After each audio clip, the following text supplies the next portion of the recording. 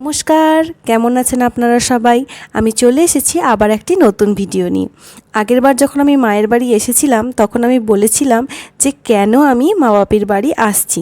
তো আজকের আমি সেটা বলবো যে কেন আমি মা বাপির বাড়ি এসেছিলাম। তো দেখুন আমার মায়ের কেমন স্টাইল বেড়ে গেছে। আসলে মায়েরা ঘুরতে যাচ্ছে, মায়েরা যাচ্ছে কাশ্মীর, ওই 10 দিন মতন ট্যুরে। তাই মার ব্যাগ গোছানো এইগুলো চলছে। দিয়ে আমাকে বলছে এই টুপিটা কি নিয়ে যাবো রে, আমাকে কি পরলে ভালো লাগবে? তো পরে একবার ট্রায়াল দিয়ে দেখলো যে কেমন লাগছে। ভালোই লাগছে, আমার মাকে তো এমনিই যাই পরে তাই খুব সুন্দর লাগে, কিউট লাগে।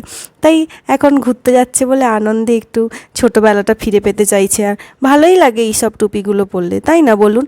তো এই সব একটু ট্রায়াল চলছিল, নতুন জামা কাপড় কিনেছে এই সব দিয়ে। তারপর তো ট্রলি গোছানো শুরু হয়ে গেছে। বাপির জামা কাপড়, মায়ের জামা কাপড় দুজনেই যাচ্ছে, আমি আর দাদা যাচ্ছি না। তাই এখন ট্রলি গোছানো চলছে। বাপির এখন জামা কাপড় ঢুকছে, মায়ের হয়ে গেছে গোছানো, এখন বাপির জামা কাপড় গোছানো হচ্ছে। আর মা এখানে জামা কাপড় গোছাচ্ছে আর বাপি এখানে কি করছে, খবরের কাগজ পড়ছে। মানে যত ঘুরতে যাওয়ার সময় যত দায়িত্ব হচ্ছে মায়ের, গোছাবে মা, নেবে মা, সব কিছু করবে। কিন্তু যদি একটু ভুল হয়ে যায় তাহলে চিৎকার করবে কে? বাপি। কিন্তু এটা সব বাড়িতেই হয়ে থাকে বলুন, কেউ চিৎকার করে ঠিকই কিন্তু ভালোবাসে প্রচুর। আর দেখুন আমাদেরকে বলে আমরা নাকি ফ্যান চালিয়ে দিয়ে ঘর থেকে বেরিয়ে আসি, কিন্তু নিজেরাই ফ্যান চালিয়ে দিয়ে রেখে দিয়েছে। এবার বন্ধ করব আমি, তাই আমি একটু কথা শুনিয়ে দিয়েছি আর কিছু না। আজকে জল বৃষ্টির দিনে কি রান্না হচ্ছে একটু দেখে নিই। ও পটল আলুর তরকারি, ডিমের ঝোল হবে বলে ডিম ভেজে রেখেছে, কুঁদরি ভাজা, ডাল আর ভাত। ভালোই খাওয়ার, খারাপ নয়।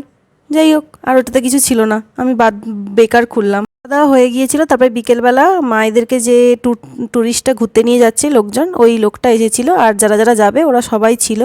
তাই এখানে ওই টাকা পয়সার লেনদেন এইসব। কিন্তু বেরোনোর ঠিক আগে অবস্থাটা দেখুন কীরকম, ঝড় উঠেছে, ঝড় আর বৃষ্টি তো মুষলধারে বৃষ্টি পড়ছে।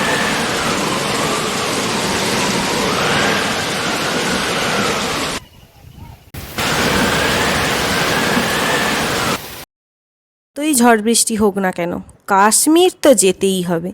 তাই ঝড় বৃষ্টি মাথায় নিয়ে দুজনে মিলে এবার ব্যাগ গোছাচ্ছে। যেটুকু লাস্ট মুহূর্তে না গোছালে নয় সেইটুকু গুছোচ্ছে আর বাপি চাবি লাগাচ্ছে। আর এই পিসিমণিটাও যাবে, আমাদের বাড়ির পাশে এই পিসিমণিটার বাড়ি, কিন্তু আমাদের বাড়ির থেকে একটু দূরে, যেখানে আমাদের তো গাড়িটা আসবে আমাদের বাড়ির কাছে, তো পিসিমণির বাড়িটা এতটা দূরে যে ঝড় বৃষ্টি পুরো ভিজে যাবে আস্তে আস্তে। তাই পিসিমণিকে বলা হয়েছিল আমাদের বাড়িতে তুমি আগের থেকে চলে আসবে যাতে না তুমি ভিজতে পারো।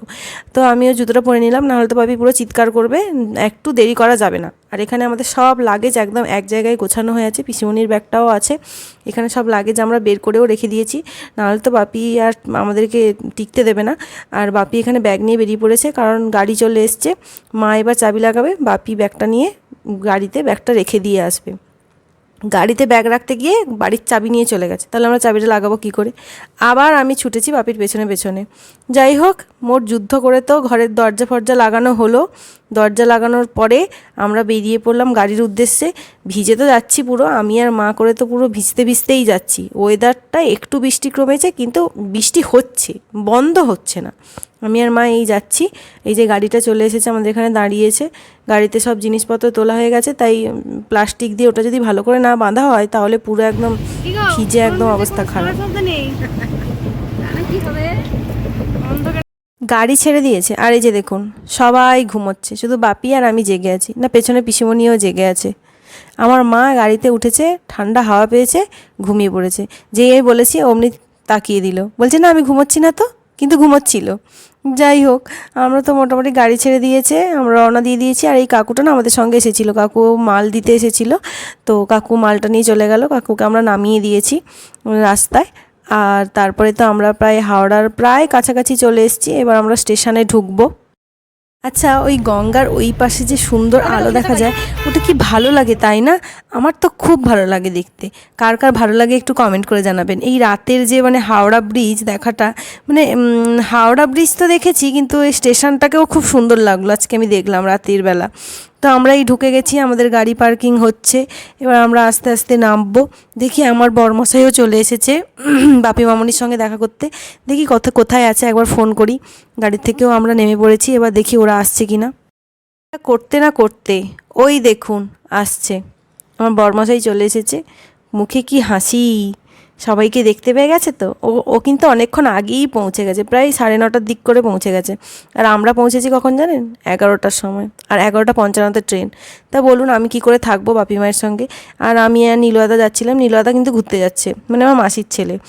এবার ওকে আমি বলছিলাম যে তুই ওখানে পৌঁছে সব ভিডিও করবি, দিয়ে আমাকে দিবি, যাতে আমি আপনাদেরকে দেখাতে পারি যে কাশ্মীরটা কতটা সুন্দর। হয়তো আপনাদের মধ্যে অনেকেই ঘুরতে গেছেন, কিন্তু আমি কোনো দিন যাইনি, তাই ওকে আমি বললাম যে সবার ভিডিও করবি। আর এখানে আমার মাসিমা, ভালো করে দেখি, ভালো লাগছে।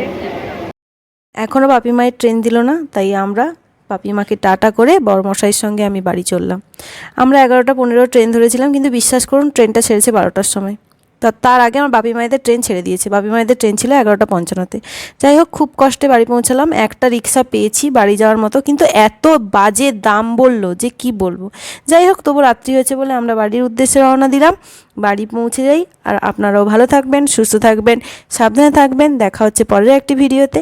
আমার ভিডিওটি যদি আপনাদের ভালো লাগে লাইক করবেন, কমেন্ট করবেন, শেয়ার করবেন, আর খুব ভালো লাগলে সাবস্ক্রাইব করে দেবেন।